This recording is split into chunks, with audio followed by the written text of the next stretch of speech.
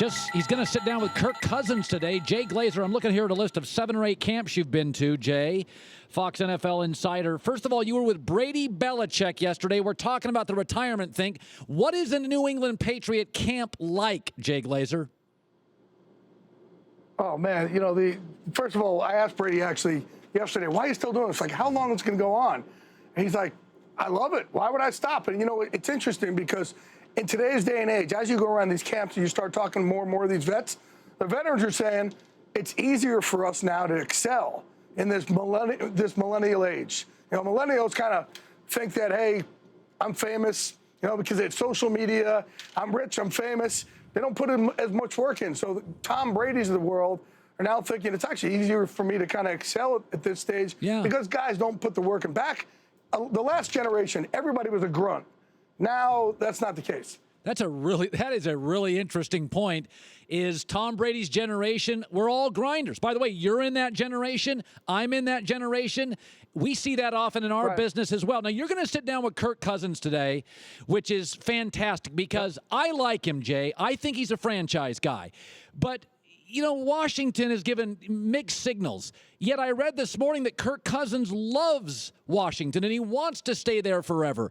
Are you surprised, despite a little lack of respect, he is so connected still with his football team? It's interesting. The way this league is, if you don't have a quarterback, your life is miserable.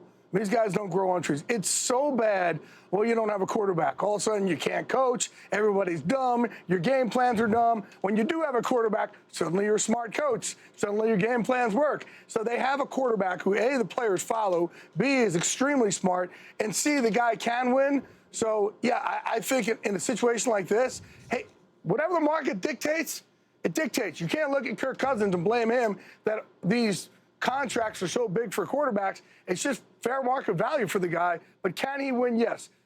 Again, this is a team that not too long ago, just a few years ago, mortgaged everything. Yes. For a guy in RG3, who we don't know if he'll have any sort of a career at all going forward. And that's how desperate you get when you don't have a quarterback. So when you do, pay him. I don't know who picked the camps you should go to, but I swear to God, they're all the teams I'm interested in. You went to the Dolphins camp, which I'm fascinated with the Jay Cutler situation. What was it like, Jay? Yeah, here's an interesting thing. And I was there, I think, the day or two after they signed him. And I sat up here with Adam Gase and different executives of the team, and they all said the same thing. What we wanted to do is show the world, but especially our locker room, we're not giving up.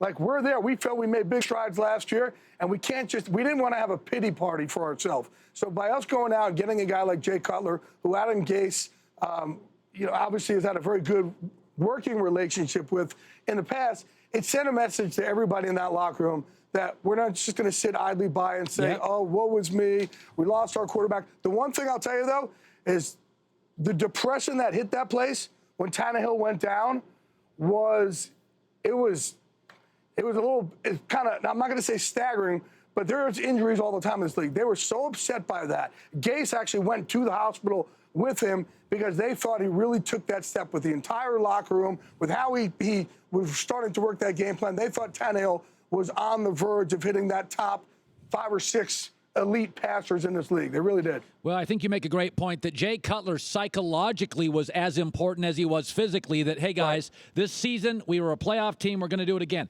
You also visited the Panthers, a team I'm fascinated with. Christian McCaffrey. They want Cam to throw more and run less. Give me your impressions of McCaffrey and Cam and how that baby's going to work out, Jay. Oh, it was pretty funny. He was sitting up here. We interviewed him here on the bus, and he was like, I'm going to be honest with you. I'm trying not to be starstruck. I'm looking over there at Houston Texans the other day, and there's J.J. Watt, and there's Cushing, and there's Clowney over there. But we talked about the millennials. He's not. He is a grunt, man. All he knows is work. And when you talk to all the players on the team, they're like, yeah, we're still going to treat him like a rookie, but he's not like every other rookie. This guy, all he wants to – I think he's one of those guys who you could say, we're not going to pay you to play, but you get to play in this game, and you may have to pay us, and he'll say, how much? I'm in. Sign me up. And he's different than most of these young guys. Before I get to Conor McGregor thoughts, because I really want your opinion on that, one more NFL question. Jay Glazer joining us from Washington's camp, going to sit down with Kirk Cousins today, is that when you go around the league, I have lobbied for years, fewer preseason games, but more inter-squad practices. When you were at New England, I think they were playing the Texans or something, practicing with Houston, Bill O'Brien's team. Right. You know, football coaches are an interesting lot, Jay. They're very covert. It's almost military. They don't want to give secrets away. But Belichick is willing, with an AFC rival, to practice. Were you surprised by that? No, because his relationship with Bill O'Brien, they got it down pretty good. But, you know, I do think that these are much better than preseason games. Preseason games, we're looking at a bunch of guys who'll be working over at the club soon in about 3 weeks, right? We're not really watching their starters. In this case, you get to see starters against starters. And what happens now also in about week 3 in camp, whatever it is, guys start itching to start throwing bombs on their own teammates. So it's really good that you get another jersey to start doing that with. I love the intra-squad scrimmages and practices. And I know the guys do also because it gives them somebody else to hit. And finally, I'm really interested. You have a very successful gym, and you train a lot of world-class athletes and a lot of UFC guys. And, of course, I'm not stepping near that gym because I'd end up getting whacked, and it's too hard for me. I like to go for easy jogs. Come on, it's not too hard for you. Yes, it is. That's not the case. We would build you up the right way. You come out of that place like Thor, like, and you start smashing people. No, I'd come out of that gym sore, not like Thor, okay? But I want to ask you about McGregor. Listen, I don't think he's going to win the fight. Hey, wait, real quick. Okay, Colin, I heard you guys were talking about Aaron Rodgers. Right. And whether he was photoshopped. Is that correct? Yes. Were you talking about him earlier? He trained at our gym this offseason. It is not photoshopped. He looked phenomenal. I know we're not in the article. Dude works his butt off. I'm telling you, wasn't photoshopped. Guy worked his butt off. I got to be honest with you. Not photoshopped. There it is on the record right there. Kristine doesn't believe you, but I'm not saying he doesn't work his butt off, but even the people who do work their butt off, they still get a little his biceps look a little. No. Body comp definitely changed from when I think he came in February and then was even during OTAs he kept coming back and forth. His body comp changed a lot. There's one thing about going to a gym. Half our players in there, we got to push them hard just to work that hard. He's one of those guys where if you could go put him on a heavy bag and say, hey, we need you to go hit that bag and forget to tell him to stop, we'll come back on Tuesday. He'll still be hitting the bag. There you go. He's like a hockey player. And finally, when you talk to UFC people, do UFC people you talk to think McGregor has a shot? Do you think he has a shot?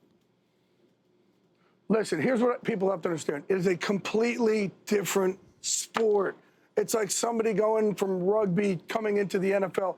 Not even close. Boxing, you kind of turn your body to the side, give less of a target, and your range is like right here, and it's about getting in a rhythm for an hour. When you do kickboxing, your range is a little bit further out. You change your body stance a little too because you got to check kicks. MMA, your distance is all the way out here because of takedowns. The range is completely different. And again, one is about getting in a rhythm for an hour. The other one is a violent sprint that can go anywhere from 1 minute to 25 minutes. Completely different sports. It's not even close. And by the way, you have a very nice tan, and I am concerned about sunburn. SP 30. I want SPF 30, Jay. You're getting a lot of sun this summer. I'm getting too much sun, man. I'm starting to look like the old lady from Son About Mary. Jay Glazer, good seeing you, bud.